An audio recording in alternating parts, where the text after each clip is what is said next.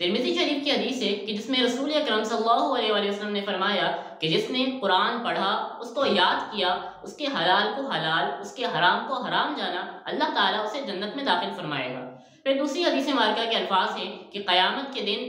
صاحب قرآن سے کہا جائے گا کہ تو قرآن پڑھتا جا اور جنت کی سیڑھیوں پر چڑھتا جا، اور جہاں اس کی آیت ختم ہوگی وہیں اس کی منزل ہوگی۔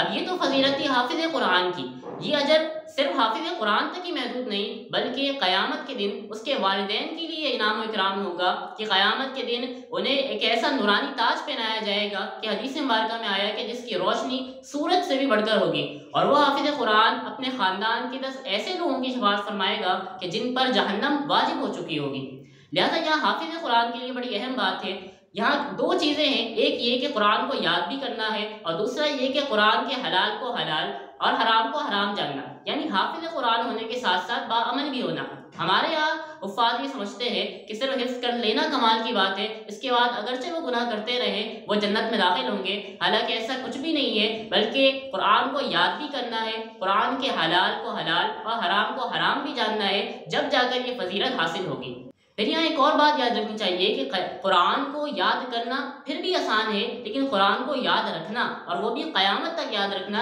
یہ بڑا مشکل ہے۔ لہذا اس پر وہی شخص پورا اتر سکتا ہے جس کا تعلق قرآن کے ساتھ جڑا رہے۔ یہی وجہ ہے کہ نبی کریم صلی اللہ علیہ وآلہ وسلم نے احادیث مبارکہ میں قرآن کے مسلسل دور پر ابھارا ہے۔ بخاری مسلم کی حدیث ہے کہ جس میں نبی کریم صلی اللہ علیہ وآلہ وسلم نے فرمایا کہ صاحب قرآن کی مثال ایک بندھے ہوئے اونٹ کی طرح ہے کہ جب تک اس اونٹ کی نگرانی کی جائے وہ محفوظ رہتا ہے، اور جب اسے چھوڑ دیا جائے تو وہ فرار ہو جاتا ہے۔ فرمایا کہ اسی طرح صاحب قرآن کی مثال ہے کہ جب تک وہ قرآن کو پڑھتا رہے اس کے سینے میں محفوظ رہتا ہے، اور جب اس کو پڑھنا چھوڑ دے تو پھر اس کے سینے سے نکل جاتا ہے، اور پھر اسے یاد کرنا بہت مشکل ہوتا ہے۔ لہٰذا قرآن کو یاد بھی کرنا ہے، اور قرآن کے حلال کو حلال اور اس کے حرام کو حرام بھی جاننا ہے، جب جا کر یہ فضیلت حاصل ہوگی، اور پھر اس کے بعد اس کی دنیا بھی کامیاب ہے، اس کی آخرت بھی کامیاب ہے۔ لہٰذا ضرورت اس عمل کی ہے کہ جہاں ہر گھر میں ڈاکٹرز اور انجینئرز بن رہے ہیں، وہیں کم از کم ہر گھر میں ایک حافظ قرآن بھی ہو، ایک عالم دین بھی ہو، جو اپنے گھر والوں کی دینی معاملات میں نہ صرف رہنمائی کرے بلکہ قیامت کے دن اپنے خاندان کے لیے شفاعت کا بھی ذریعہ بنے۔